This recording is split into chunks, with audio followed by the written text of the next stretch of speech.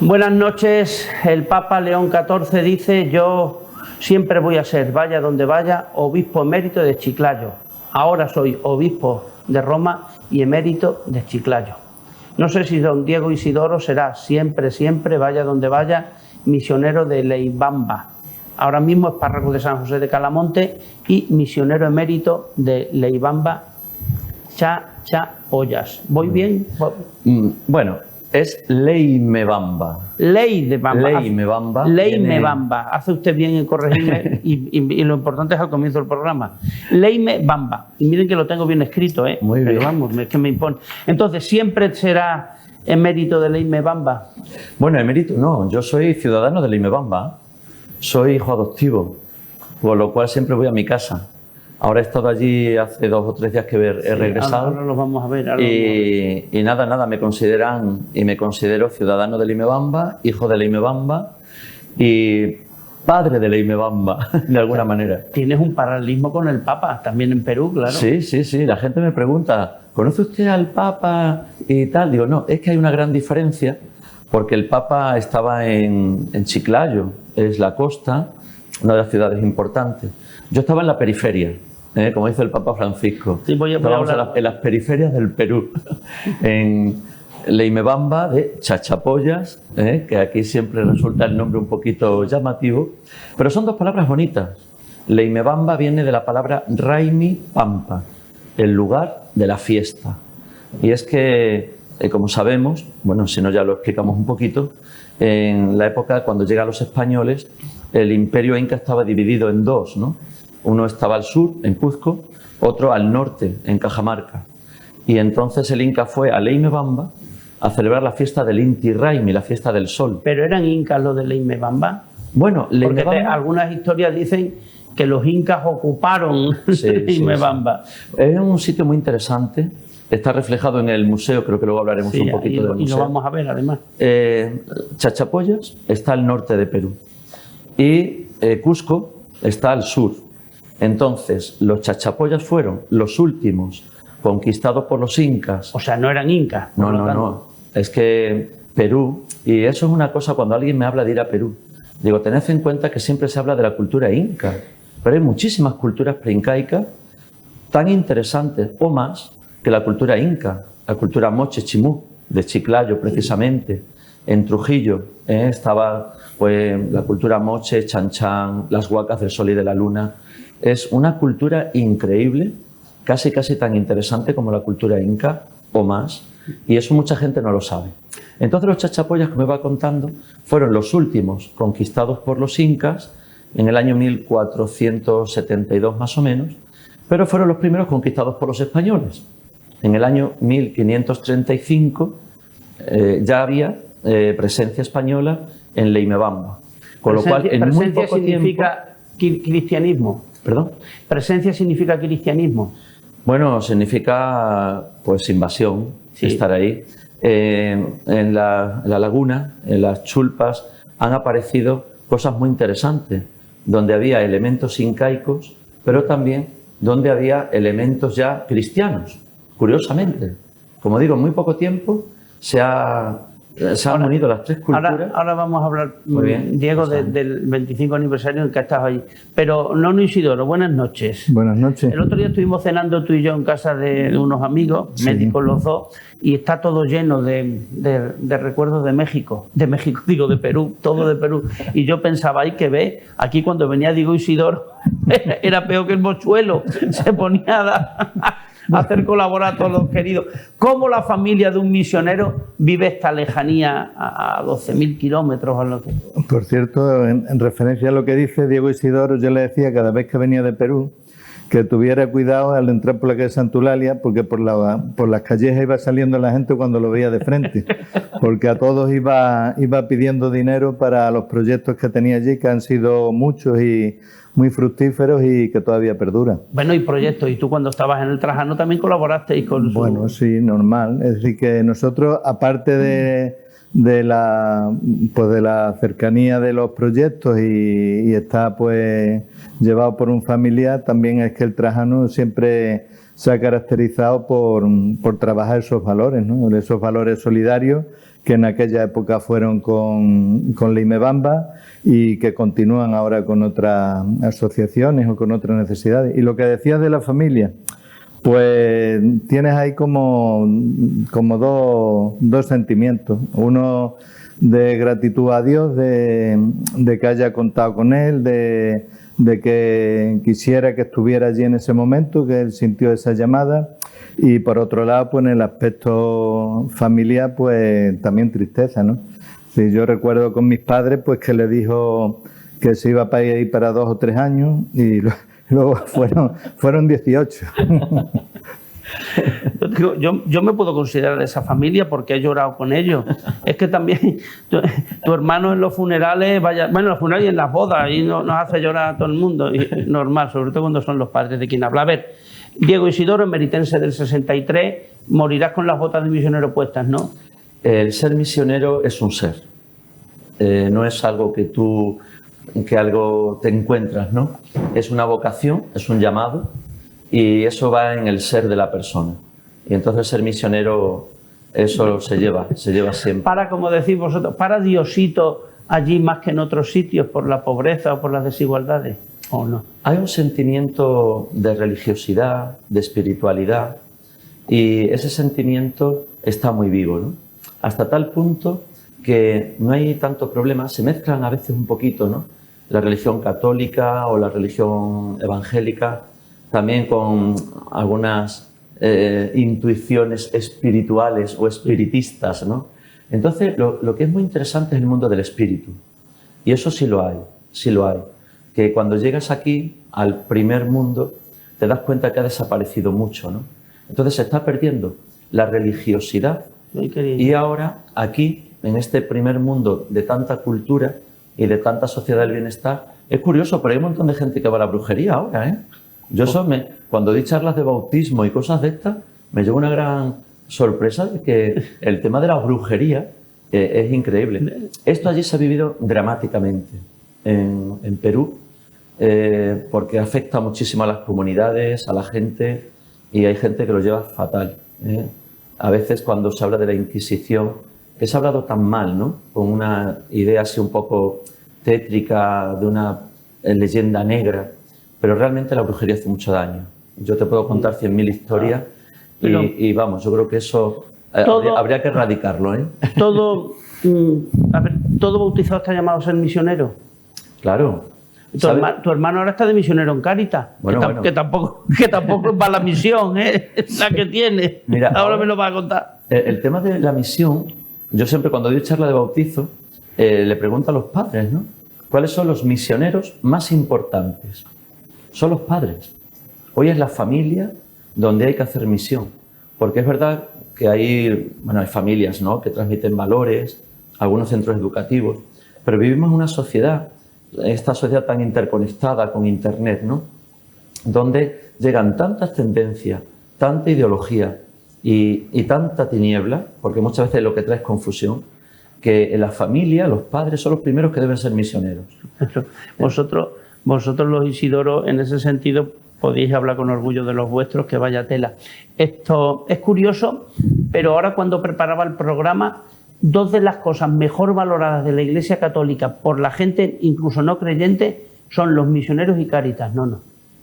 Pues sí, pues yo creo que es verdad que Cáritas es una institución que está muy valorada, pero simplemente se puede basar en sus datos, ¿no? En la cantidad de familias que se ayudan y situaciones que muchas veces las instituciones no dan respuesta, porque ahora tenemos el problema de los migrantes que están llegando y que en un gran número y que básicamente muchos de ellos están recibiendo la atención de Cáritas porque no tienen otros ingresos y no tienen otra forma de subsistir.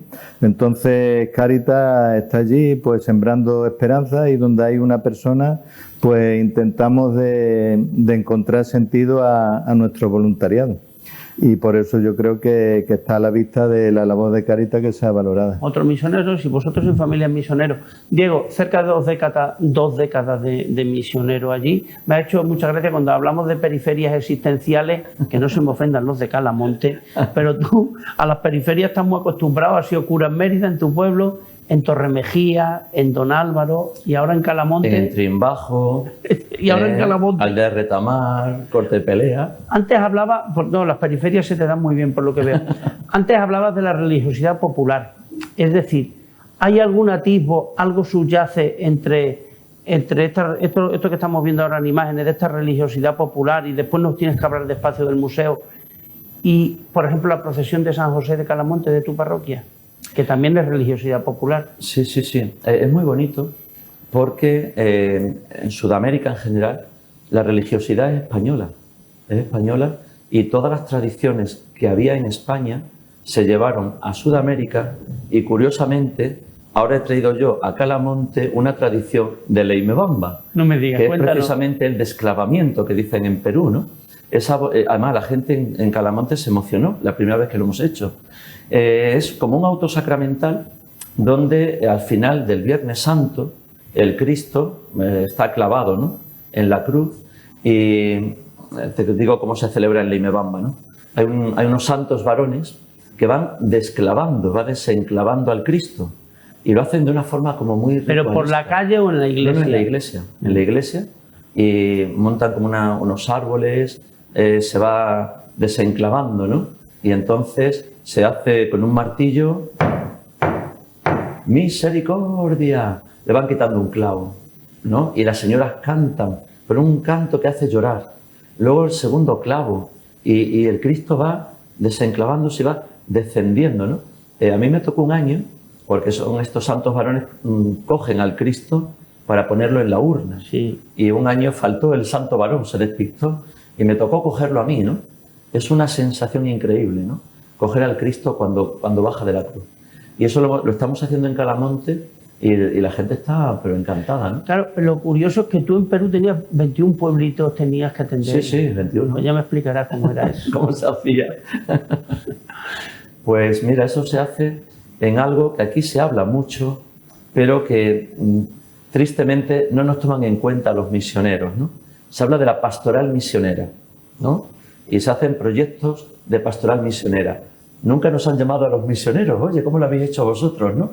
Y entonces son conceptos distintos. Yo tenía 21 pueblos y me venía cada 3 años, bueno, luego ya cada 2 años, me venía 2 meses de vacaciones. Y yo me venía tranquilamente, porque había siempre un equipo de agentes de pastoral que se encargan de todo. O sea, había que enterrar a alguien, lo hacía la gente de pastoral. Había que bautizar a un niño en una situación, lo hacía la gente de pastoral. Y no había ningún problema.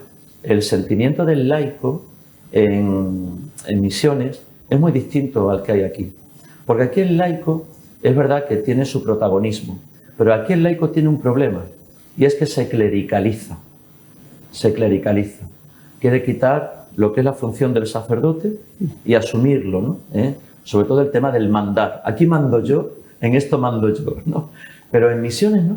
En misiones hay un equilibrio muy bonito entre lo que es el sacerdote, lo que es el catequista, el agente de pastoral y lo que es la gente de la comunidad. Y realmente es una experiencia bonita de iglesia. Yo siempre lo decía, los seminaristas tienen que venir a pasar las vacaciones a misión, porque es otro concepto de iglesia y otro concepto de comunidad. Tú contribuiste, ahora te han invitado, has estado, cuéntanos, el motivo de tu visita era el 25 aniversario, ahí Sí. lo iremos viendo ahora, de un museo peculiarísimo, porque Sí. cuéntame lo de las famosas momias. Bueno, primero has ido a celebrar el 25 aniversario, porque ese museo empezó estando tú allí. Sí, sí. Bueno, parece que Dios nos va poniendo a cada uno en su sitio, ¿no? Y Dios va manejándonos de tal manera que estemos en el lugar adecuado, en el momento adecuado, en el tiempo adecuado, ¿no? Yo llegué a Leimebamba en marzo. Pero una preciosidad lo que estamos viendo del museo. Sí, ¿no? ese museo ganó un concurso de arquitectura a nivel nacional y está considerado uno de los mejores del Perú, ¿eh? Y te cuento la historia, si Sí, quieres. por favor. Bueno, pues yo llegué en el año 96 y en el año 97 hubo un descubrimiento de unas chulpas, unos lugares funerarios, en una laguna, más o menos a 6 horas de Leimebamba, ¿no? Y fue una cosa muy curiosa, porque esas chulpas lo que tenía como algo característico, peculiar y único son momias. La momificación, aunque solamente pensamos en los egipcios, ¿no? Luego, si quieres, te cuento la diferencia entre las momias de Egipto. ¿Por qué no se deterioraron esas momias? Ahí está el milagro. Por eso son únicas. Porque hay momias naturales que, bueno, pues son la piel se seca, ¿no? Que están sobre todo en la costa, en mucho calor, y entonces, bueno, la piel se seca. Y luego están las momias artificiales. Los incas eran maestros en hacer momias artificiales, es decir, con una intervención quirúrgica, ¿no? Y las de Leimebamba son únicas por el ambiente. En una laguna donde hay muchísima humedad, eso se hubiera deteriorado, ¿no? Pero hubo hoy un milagro en el que se crea una cápsula en el tiempo. La Discovery Channel tiene un reportaje sobre esto, por si alguien tiene más interés. Entonces las chulpas se abandonaron con la llegada de los españoles, estaban al abrigo de la montaña. Entonces creció un muro vegetal que la independizaba o hacía como una especie de almohadilla entre la humedad de la laguna y las chulpas. Cuando había mucha humedad, el muro vegetal absorbía la humedad. Y cuando hacía mucho calor, el muro vegetal desprendía la humedad suficiente para crearse ese microclima. Entonces, por eso son unas momias únicas. Y yo siempre, cuando hago el guiado del museo, explico que las momias más famosas son las de Egipto, pero las más importantes son las de Leimebamba, por una sencilla razón. Porque las momias de Egipto están evisceradas, ¿no? Sacaban las vísceras y, bueno, pues conservaban el cuerpo. Pero es que las momias de Leimebamba no están evisceradas, son cuerpos completos. Entonces son mejores que las de Egipto. ¿Cómo surgió primero el descubrimiento y después cómo el comienzo del museo? Bueno, pues aquellos fueron unos chicos que trabajaban en esta zona. Allí es sobre todo vacas, ¿no? Eran vaqueros. Y vieron unas manchas rojas, se acercaron y empezaron a guaquear. Guaquear significa que empezaron a expoliar, ¿sí?, lo que había por allí. Esto llegó al conocimiento de la familia dueña de la tierra, que se querían quedar con todo. Ahí se crea un conflicto y al final hay denuncias mutuas. Y por eso se dio a conocer ese hallazgo. Fue algo muy importante, se dio a conocer a nivel nacional. Y al aparecer momias, hay una ONG que se llama Centro Malqui. Malqui significa momia en quechua. Y bueno, había 3 proyectos. Uno tenía el proyecto, pero no tenía ni personal ni dinero, con lo cual nada. Otro tenía personal, pero no tenía dinero, una de las universidades de Perú. Y Centro Malqui tenía todo. Tenía dinero, tenía experiencia, tenía recursos y tenía personal adecuado. Y se le concedió. Y entonces fue muy curioso, porque todo esto se almacenó en una casa que está al lado de la casa de las religiosas. Entonces yo iba un día, ¿no?, a ver a las religiosas. Me encontré allí una señora como muy cansada, con un impermeable, las botas catiusca que decimos nosotros, llena de barro, ¿no? Y bueno, pues no la conocía a la señora, ¿no? Buenas tardes, soy el padre Diego. Ah, yo soy la doctora Sonia Guillén. Y digo, no tiene el gusto de conocerla. Bueno, estamos encargadas del proyecto, de la laguna, y estoy esperando porque no hay nadie en casa. Y bueno, si quiere venir a casa, yo le puedo invitar a un café y si se quiere lavar, se lava, ¿no? Y de ahí empezó una gran amistad hasta ahora, ¿no? Y ahí surgió la historia del museo. Por eso digo que Dios nos va poniendo a cada uno en un momento concreto, en una situación concreta. La financiación del museo vino por la ministra de Cultura de Austria en aquella época. ¿De Austria? De Austria, con un grupo de empresarios. El dinero no lo querían hacer por medio institucional, porque entonces el dinero no llega, estaba claro. Y se hizo una reunión comunitaria. Allí el tema comunitario es algo muy importante. Hay una comunidad campesina y ahí es donde se toman todas las decisiones. Hubo una asamblea y dijeron, bueno, hay una donación de $60.000 para construir un museo. La comunidad tiene que participar, ¿no? Hemos estado viendo quién era la persona más adecuada para manejar este dinero, porque todo el mundo quería manejar el dinero, ¿no? El alcalde, el gobernador, el presidente de la comunidad campesina. Los austríacos han visto que lo más idóneo es que sea el padre Diego Lo que le faltaba. el que maneje este dinero, ¿no? Y bueno, pues la gente estaban todos de acuerdo.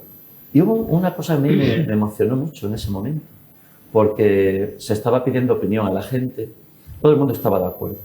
Y hubo un comunero que dice, bueno, yo, si es el padre Diego, colaboro en lo que haga falta.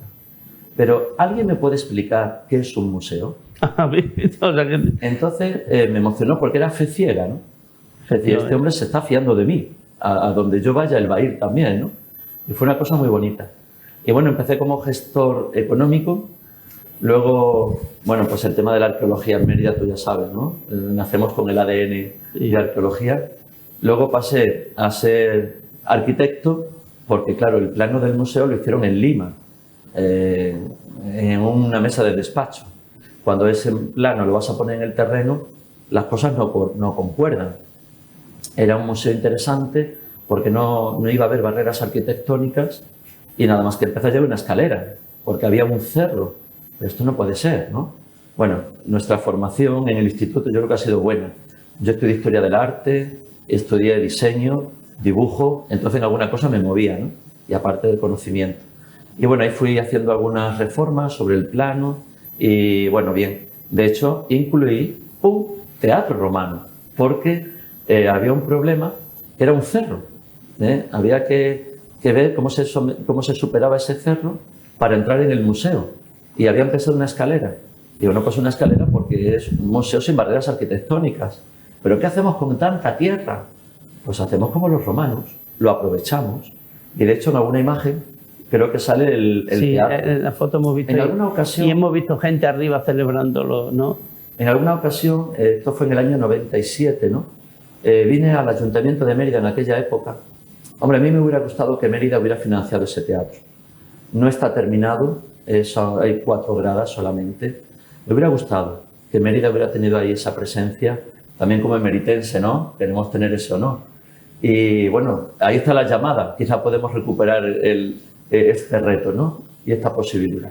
Y así empecé, como digo, de una forma casual, de una forma inesperada, pero estaba en el momento adecuado, en el tiempo adecuado, con la persona adecuada. Y bueno, pues así funciona la historia. Hablábamos antes de religiosidad popular. Tú, la experiencia que tienes, nosotros ahora en Mérida, es curioso lo que cuenta Diego, estamos viendo que aquí, las monjitas vienen aquí, el albergue, quien colabora mucha gente que viene de Sudamérica, incluso de Perú. Y nosotros teníamos en San José, que ahora se ha ido a Sevilla, que era estupenda. ¿Verdad que ahora somos nosotros los que vienen a evangelizarnos? No. Pues sí, sabemos que hay un problema de vocaciones, que cada vez tenemos más sacerdotes, que los sacerdotes que tenemos cada vez tienen más edad y curiosamente, igual que en su día fueron los misioneros, porque hay un gran grupo de misioneros allí extremeños en Perú, pues ahora están viniendo también religiosas y sacerdotes de Sudamérica. Sí. Oye, Diego, por cierto, esa imagen que es el Sagrado Corazón de Jesús que has aparecido ahora en una foto. Este es un pueblito que se llama San Francisco del Yeso. Es un pueblo muy pobre, el más pobre quizá de todos, pero es gente muy buena y muy sencilla. Siempre, bueno, pues aquí han hecho un recibimiento, ¿no? Al saber que iba yo. Mira, este es el teatro. Ese es el teatro. Este es el teatro, como ves, solamente hay 2 gradas, ¿no? Ojalá que en algún momento. Y es que el museo está pensado no solamente en un almacenamiento. A veces el museo se piensa que es almacenar piezas. No, el museo tiene una parte de almacenamiento, exposición, tiene otra parte de investigación, porque Centro Malki tiene allí su propio edificio, tiene también un entorno ecológico, porque hoy en día hay que ver también la conservación no solamente de los artefactos, sino también del medio ambiente. En este museo lo que se quería representar... Esa imagen te quería preguntar yo. Sí, esta es de este pueblito que digo, San Francisco del Yeso. Fíjate el paisaje que hay, es increíble. Y bueno, la gente muy humilde, muy sencilla, muy buena, la verdad. Cada pueblito tiene su encanto. Pero Diego, aquí citas la palabra museo y uno dice, un museo para que vayamos a verlo. Claro, ¿a cuánto estáis de Lima vosotros ahí? De Lima a Limón. Bueno, allí no se habla por kilómetros, se habla por tiempo. Entonces, cuando yo llegué, había un autobús que tardábamos 24 horas de Lima a Chachapoyas. Madre. Y luego de Chachapoyas a Leimebamba 3 horas y media. Ah, pensé que estamos más cerca. Sí, sí, son 80 kilómetros. O sea, Pero se tardan 3 horas y media. 80 kilómetros, 3 horas y media, vale. Imagínate el estado de la Después carretera. me quejo yo que en Sevilla tardamos en 3, 4 horas. Ah, ya ves. Están mal El las estado de la carreteras. carretera influye muchísimo. Pero ahora sí hay Pero una entonces, ventaja. ¿quién va a ir a ese museo a verlo? Sí, te Porque es cuento. para que la gente lo vea y lo disfrute y aprenda. Ahora ya hay avión, hasta Chachapoyas. Ah, bueno. En 1 hora y algo estás de Lima en Chachapoyas. Y luego de Chachapoyas a Limebamba, pues ahora está la carretera mal. Pero es bonito porque vas por... Yo creo que hay que conocer también el entorno donde se desarrolla una cultura. Mérida indudablemente está vinculada a Guadiana y a Proserpina. Es el desarrollo de la ciudad. Allí, sin embargo, es el entorno ecológico. Si hay algo que se desarrolló esta cultura era en su entorno. El bosque, el río Utcubamba, que es la zona del algodón, ¿no? Los tejidos son de algodón. Entonces hay que conocer el entorno ecológico. Por eso el museo también quiere conservar y desarrollar el entorno ecológico en el que se desarrolló esa cultura. Y ya la cuarta parte del museo es pues, un museo de cultura viva, de encuentro, donde celebrar fiesta, donde haya un espacio para la comunidad. Ya he dicho que la comunidad allí es muy importante. Y mira qué bien, nos ha servido para celebrar los 25 años, ¿eh? Así es que tiene su uso. Sí, Oye, además del museo en el que has intervenido tan directamente, tú, no sé si inspiraste, pero sí que fuiste el instrumento necesario para hacer una escuela hogar con Santa Ana de Almendralejo, lo que antes decía Nono, una residencia universitaria. A veces uno piensa, a ver cómo te digo la frase, que la cama es muy grande pero la manta es muy chiquitita. Bueno, yo creo que cuando uno va a la misión, creo que hay que hacer la misión como Jesús. Y la misión que Jesús hizo fue con obras y palabras. Predicó, pero también hizo milagros. Y hizo que la gente, en sus debilidades, en sus enfermedades, también se pudiera desarrollar como persona, ¿no? Yo tenía clarísimo que el desarrollo de los pueblos tiene que ir por la cultura. Si no hay cultura, no hay desarrollo. Eso está claro. ¿Y para qué? Tanto el museo como el hogar Santa Ana ha influenciado en un cambio estructural en la sociedad de esta zona, ¿no? ¿Cómo surgió el tema del internado? Bueno, pues yo visitaba mis 21 pueblos y una de las cosas que veía era la carencia porque no había expectativa de desarrollo para los niños. Las niñas con 15 años, si no estudiaban, ya empezaban a ser madres. Los niños, si no estudiaban... ¿Con 15 años? Sí, sí, sí. Muchas veces son la propia familia la que la entregaba a un hombre para que ya la familia se quitara una boca del medio y, bueno, la niña tenía ya que desarrollarse con 15 años. ¿sabes? Y los varones, pues ya empezaban a ser peones. Y, bueno, pues ahí hay dos cosas que los peones hacen, que es tomar trago, aguardiente, y coquear, la coca. No es tomarla como aquí, ¿no? Que es la rayita de coca. Sí, no. Allí la coca es una hoja, Se mastica. se mastica como un chicle. Hay que escupir la saliva porque eso... Y para que haga pues ese efecto químico, se pone con cal. Entonces te quema la boca, sí, te quema la boca, pero la coca te quita el hambre, te quita el cansancio, te quita el sueño. Entonces, claro, para trabajar muy bien, pero físicamente te deja hecho polvo, ¿no? Pero entonces... Y si además lo combinas con el aguardiente, pues fíjate tú, una combinación explosiva, literalmente. De lo que me estás diciendo, lo deduzco yo. Estas iniciativas, la escuela hogar, la residencia universitaria, ¿hay más mujeres que hombres? Pues mira, estábamos iguales, ¿eh? Que eso ya era algo importante, porque muchas veces los padres miran más el desarrollo de los varones que de las mujeres, porque la mujer al fin y al cabo iba a depender de un marido, que es el que se hacía cargo. Pero sí, aquí se consiguió que fuera, además igual, el mismo número de mujeres y varones, y sin buscarlo ni pretenderlo, pero fue una puerta para que se pudieran desarrollar. Ahora que he estado, he visto a antiguos alumnos que no hubieran tenido ninguna posibilidad y ahora ya son enfermeras, profesores, son químicos, trabajan en los bancos y bueno, pues es un honor y un orgullo, ¿no? Una doble faceta. Ahora cuando has estado has dicho, Diego, valió la pena esto que hiciste aquí. Y segundo, valió la pena humanamente y espiritualmente, valió la pena, la gente se acerca a Dios. Sí, porque ten en cuenta que allí hay muchas sectas. Y está la Iglesia católica, la Iglesia evangélica, que está súper dividida luego en pastores que se van haciendo entre ellos, ¿no? La Iglesia católica siempre ha tenido prestigio. Primero, porque hemos sido coherentes, los sacerdotes, con nuestro estilo de vida y porque hemos trabajado para el bien del pueblo, a diferencia de los políticos o a diferencia de las sectas. Nosotros teníamos comedor, teníamos una farmacia parroquial, teníamos ayuda a enfermos y la gente de las sectas venía a nosotros, a los católicos. Y digo, bueno, en la residencia también había niños evangélicos y sabatistas. Y yo cuando venía alguien a pedir, digo, pero vamos a ver, si ustedes tienen la iglesia, tienen su iglesia, además ustedes pagan el diezmo, porque la Iglesia católica no paga el diezmo, pero los evangélicos sí. El diezmo es que si yo vendo una vaca por 1000 soles, 100 soles se lo doy al pastor, ¿no? Digo, ¿y el diezmo? Ah, no, pero eso va para el pastor. Eso va para el pastor. Claro, el pastor tenía a sus hijos estudiando en Lima, en universidades particulares, y los demás vivían en la pobreza. Entonces, la Iglesia ha sido también, la Iglesia católica ha sido también una llamada de atención y, bueno, el prestigio por la coherencia de vida, ¿no? Y entonces eso también es algo bonito que hemos dejado allí. No, tú piensas, Mérida, que puede ser un oasis, después de escuchar a Diego, aquí la religiosidad popular, por lo menos externamente, quiero decir, la Semana Santa, tú la conoces, eres cofrade, ahora vamos a hablar de Santa Eulalia, no os vais a escapar sin hablar los dos de Santa Eulalia. A ver, ayer que tuvimos, esta semana que tuvimos el domingo el Corpus, pero a veces uno dice, bueno, nos estamos quedando en lo externo y esto que decía antes Diego de acercar a la gente a Dios es una asignatura que siempre tendré, que eso sí que es una misión.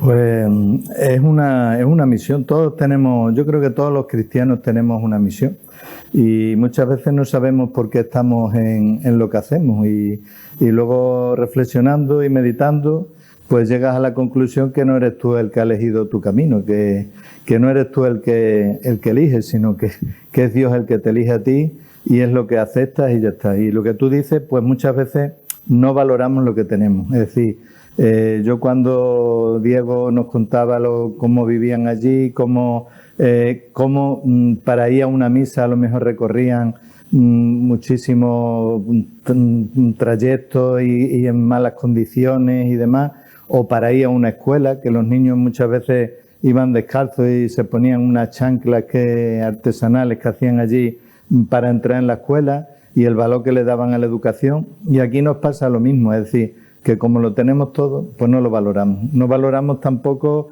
la figura del sacerdote, porque muchas veces tendríamos, no digo yo agradecido, pero sí reconocer el trabajo, la labor que hacen, que sacrifican su vida por la comunidad y muchas veces pues incluso los que estamos más cerca de ellos somos los que más le criticamos, ¿no?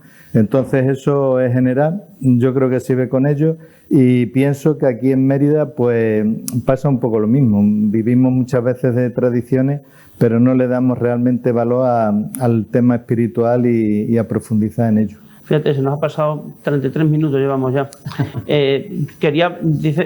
Decía algún santo que devociones pocas pero buenas. Adorar solo se adora a Dios y lo otro son devociones, empezando por su madre, que es la más importante. ¿Qué significa para ti Santa Eulalia? Hombre, Santa Eulalia es el ADN de nuestra familia como cristianos. Ah, sí, lo sabré yo. Porque en mi familia hay dos devociones muy fuertes. Una es Santa Eulalia y otra San Antonio. Santa Eulalia por mi padre, San Antonio por mi madre. Y han sido siempre presencia en los momentos más difíciles, ¿no? Y los más bonitos. Las bodas, los bautizos de la familia se han hecho en Santa Eulalia. Los entierros de mis padres también. Claro, entonces han sido... Sé muy bien. Está ahí, ¿no? Y luego, como anécdota, te cuento... ¿Tú sabes cuál fue la primera patrona de Chachapoyas? No me digas que Santa Eulalia. Santa Eulalia. Santa Eulalia. Qué maravilla. Ya he hablado yo con los de Santa Eulalia, digo, esto hay que recuperarlo, ¿eh? Pues sí, y hay varias capillas o parroquias de Santa Eulalia. O sea, que hubo emeritenses que antes que tú fueron allí. Sí, de los primeros. Y luego, otra curiosidad, y es que yo estuve de párroco un año en un pueblo que se llama La Jalca. Es un pueblo el más antiguo, el que todavía conserva ese carácter chachapoyano de gente fuerte y de gente recia. Y es muy curioso porque en la fundación, que consta todavía el original, en la fundación de la Jalca es Inmaculada Concepción de la Jalca de Badajoz. O sea que estamos ahí, Badajoz, Mérida está ahí desde el origen. Y sí, Santa Eulalia fue de las primeras. Sí, hasta tenéis cerca un obispo que es de Don Benito, ¿no? Bueno, tenemos allí a Javier Travieso, que es de Don Benito, claretiano, fue obispo auxiliar de Trujillo en Perú y ahora está en una zona, la más difícil yo creo, que es el Vicariato Apostólico de San José del Amazonas. Ya estoy yo hablando con los de Calamonte, a ver si hacemos como una fraternidad entre San José de Calamonte y San José del Amazonas. Hay que vincular aquí a los... Pues tú de viaje sabes mucho también. Bueno, allí está también César Caro, ¿verdad? que también, bueno, pues Sí, es de aquí de Mérida y está allí como un gran colaborador con Javier Travieso en San José del Amazonas, en Pues Perú. estupendo, Sí, se nos agota el tiempo. Pero vamos a seguir hablando tú y yo ya el trimestre que viene, porque además San José de Calamonte tampoco para de tener actividades y cosas. Sí, sí. Así son las cosas, amigos. Y así le hemos contado de nuestras devociones, de nuestros amores y de nuestros misioneros. Muchísimas gracias. A vosotros por dar a conocer un poco la misión y poner cara también, no digo por el misionero, sino por las imágenes que habéis puesto, ¿no?, a lo largo de esta conversación, porque la misión es con las personas, no solamente en los territorios, y es lo que al final te traes, ¿no? Yo de todo mi trabajo de la misión, y quizá, disculpa, No te preocupes. le preguntaron a este obispo, a Monseñor Casaldáliga, le preguntaron, bueno, ¿y usted cuando se encuentre con Dios, qué va a hacer? ¿Qué va a decir? Dice, bueno, pues al final, cuando me encuentre con Dios, le abriré mi corazón lleno de nombres, ¿no? Y al final la misión lo que te trae es eso, un corazón lleno de nombres y la piel impregnada del lugar donde uno ha vivido tanto tiempo y tantas experiencias. Pues tan lleno de nombres está que fíjense lo que yo quiero a Nono, aunque es del Real Madrid. O sea que no. Es inevitable. Y a quien puedo llamar hermano. Muchísimas gracias, Nono. Pues nada, gracias a vosotros y darnos la oportunidad de hablar de Cáritas, de toda la Tú has misión hablado que de tenemos. Cáritas, otro día Pero- hablarás más de Cáritas, no te preocupes. Y de Santa Eulalia, pues cuando tú quieras seguimos hablando porque hay también esa misión de que los niños de Mérida tienen que conocer su patrona y estamos en eso desde la asociación, en seguir difundiendo la labor de la asociación y lo que Santa Eulalia representa para Mérida. Bueno, espero que ustedes sean más pacientes que Fran Morillo, que me va a echar ahora la bronca por haberme ido de tiempo en este programa. Buenas noches y gracias.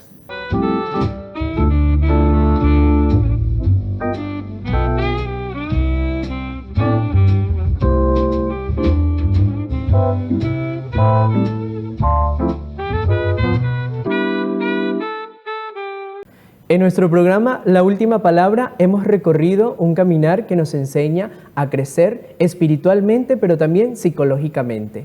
Así que en esta oportunidad les traigo un tema muy esencial, la vergüenza que escondo. Muchas veces quizás nos retraemos o mostramos otras facetas de nuestra personalidad por ser queridos, por ser aceptados en un grupo, en un ambiente y no mostramos verdaderamente lo que soy. Recuerda que la culpa nos dice está mal, pero la vergüenza nos dice hazlo de otra forma o no lo hagas de esta forma. Así que debemos estar siempre auténticos de mostrar lo que somos, confiando en nosotros mismos con nuestros principios y valores y recuerden que debemos ser aceptados por lo que tenemos y lo que vivimos. Así que, iluminados desde la fe, Jesús nos dice, recordemos que en el Evangelio o en el libro del Génesis al inicio, vemos que después que Adán y Eva han pecado en este relato, se esconden porque tienen vergüenza de Dios. Y Dios lo único que dice es, ¿dónde están? Yo los busco. Nos busca para ser mejor, nos busca para dar una oportunidad. El que tiene vergüenza se esconde, pero el que quiere mostrar verdaderamente lo que es, rectifica quizás el error que ha cometido y se da la oportunidad de empezar de nuevo. Así que, como cosa práctica para esta semana, tú lo que tienes que hacer es darte la oportunidad de decir, me acepto como soy con un buen autoestima. A mis amigos familiares le muestro lo mejor de mí y soy una persona auténtica con lo que tengo. Y que no te dé vergüenza mostrar lo que tienes en tu corazón y caminar siempre por la verdad y por el bien. Que siempre seremos aceptados, porque lo importante es ser aceptado por Dios, por nosotros mismos y después por el grupo de personas que seguramente van a llegar a tu vida, que son necesarios. Recuerda que la última palabra no la tiene la vergüenza, la última palabra la tiene la confianza en ti mismo. Y si quieres algún tema en especial que sigamos tratando para nuestra próxima edición del programa, puedes escribirnos a este correo electrónico que pueden ver en pantalla. Así que nos vemos hasta la próxima semana.